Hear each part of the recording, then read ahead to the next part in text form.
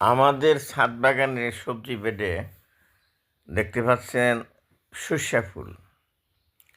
এই সর্ষা ফুল আমি আসলে খাওয়ার জন্য বা লাভবান হওয়ার জন্য চাষ করি না।